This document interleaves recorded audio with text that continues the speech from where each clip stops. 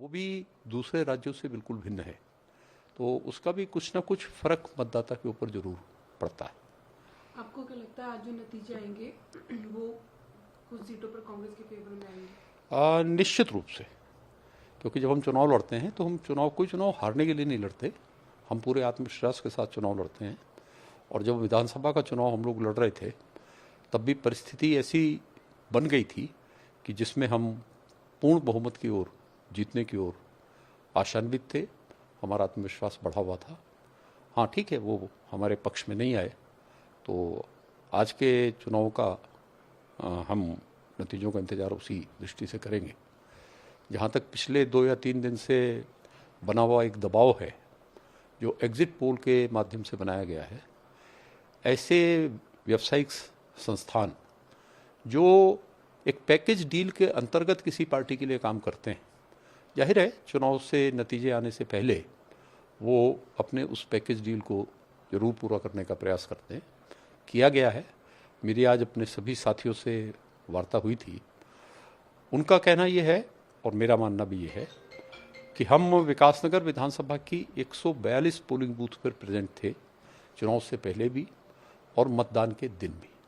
इसलिए हमसे अच्छा स्थिति का आकलन कोई नहीं कर सकता और यही उनके आत्मविश्वास की वजह है। कोई भी एग्जिट पोल, कोई भी ओपिनियन पोल, वो एक तरीके से सैंपलिंग पे आधारित होता है, जबकि जो राष्ट्रीय दल है कांग्रेस, इसका कार्यकर्ता हर पोलिंग बूथ पे लोगों के साथ बात भी करता है और उनके मन को बनाने की कोशिश भी करता है।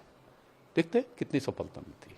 देखिए, जिस दिन मैंने फॉर्म भरा था उस दिन भी मंगलवार था और आज मतगणना हो रही है, आज भी मंगलवार है। मैं आज हनुमान जी महाराज के बीच में आया हूं। आज भगवान भोले के दर्शन मैंने किए हैं। भगवान भोले से, भगवान हनुमान जी से यही प्रार्थना की है कि पूरे देश में स्पष्ट बहुमत से भारतीय जनता पार्टी की सरकार बने, तीसरी बार आदरणीय नरेंद्र मोदी जी देश के प्रधानमंत्री बने। आज मैंने यहाँ दर्शन किए और दर्शन करने के बाद अब भोपाल सीहोर संसदीय सीट की मतगणना चल रही है। यहाँ से मैं सीहोर मतगणना स्थल पे जा रहा हूँ, वहाँ अपने कार्यकर्ताओं से मिलूंगा और मुझे पूरी उम्मीद है कि इस बार भोपाल की जनता लगातार 35 वर्षों से भारतीय जनता पार्टी के प्रत्याशी को अपना आशीर्वाद देकर संसद में पहुंचा रही है। मुझे पूरी उम्मीद है कि भोपाल की जनता इस बार 2024 के लोकसभा चुनाव में भोपाल के बेटे को सांसद के रूप में आशीर्वाद देगी। क्या रुझान आ रहे हैं? अभी तक रुझान आए, उसमें करीब 8000 मतों से आप आगे चल रहे हैं, क्या कहेंगे? देखिए, भोपाल की जनता ने हमेशा भोपाल से भारतीय जनता पार्टी के सांसद को जिताया है।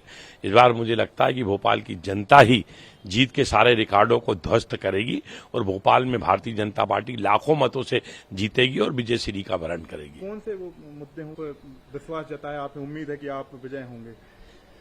देखिए, भोपाल की जनता ने मुझे 2 बार पार्षद के रूप में आशीर्वाद दिया, 1 बार महापौर के रूप में आशीर्वाद दिया।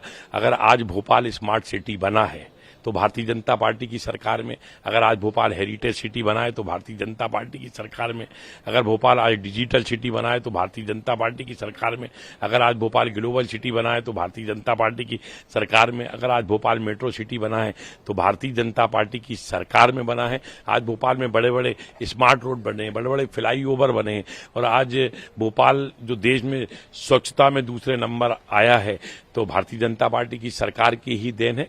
आगे आने वाले समय में हम भोपाल के विकास का एक रोड मैप बनाने जा रहे हैं। प्रधानमंत्री आदरणीय नरेंद्र मोदी जी के सपनों का भोपाल कैसा हो और भोपाल की जनता के सपनों का भोपाल कैसा हो, सीहोर की जनता के सपनों का सीहोर कैसा हो, बेरसिया की जनता के सपनों का बेरसिया कैसा हो, इस दिशा के अंदर हम विकास का रोड मैप बनाकर भोपाल की जनता की सेवा करेंगे। देखिए, मुंगेरी लाल के सपने कांग्रेस को देखना चाहिए। कांग्रेस पूरी तरीके से पूरे देश में साफ हो चुकी है। मध्य प्रदेश में भी देखते जाइए, शाम तक जो मतगणना चल रही है उसमें 29 की 29 सीटों के ऊपर भारतीय जनता पार्टी का कमल खिलने वाला है। देखिए, एग्जिट पोल भ्रामक थे, ये बात तो राहुल गांधी जी ने भी कहा ही था कि ये जो एग्जिट पोल है मोदी मीडिया पोल है। हाँ, ये एग्जिट पोल जनता का नहीं है और बिना बायस्ड हुए नहीं बोला गया है। जयराम रमेश जी ने भी लिखा कि ये एग्जिट पोल फर्जी है, और कांग्रेस ने अपने तरफ से कहा कि सरकारी एग्जिट पोल है। हमारी पार्टी ने भी यही बात कही। तो हमें पता था कि ये एग्जिट पोल भ्रामक है। कहीं ना कहीं गोदी मीडिया दबाव में आकर इस तरह का की होगी, ऐसा लोग कह रहे हैं, मैं नहीं। लेकिन अब जो नतीजे सामने आ रहे हैं बहुत ही उत्साहवर्धक हैं। आपको पता होगा कि अभी इंडिया गठबंधन को 244 सीट में बढ़त मिली हुई है अभी तक जो नतीजे आए, और वहीं एनडीए बीजेपी की जो गठबंधन है उनको 243, मतलब वो अभी भी कम है। शुरुआती दौर में कई बार इंडिया गठबंधन ऊपर गई है और अभी तक ये चल रहा है ट्रेंड। तो हमें पूरा विश्वास है कि केंद्र में हम सरकार बनाएंगे। और आप देखिए यूपी में जो कि जहां से तय होता है कि सरकार किसकी बनेगी, वहां 80 सीट्स में से थोड़ी देर पहले 43 सीट्स ये जो है इंडिया गठबंधन के खाते में थी। तो बहुत ही सकारात्मक ये नतीजे हैं जो अभी आ रहे हैं, रुझान जो आ रहे हैं, और हमें लगता है कि इस बार देश में सत्ता परिवर्तन होगा।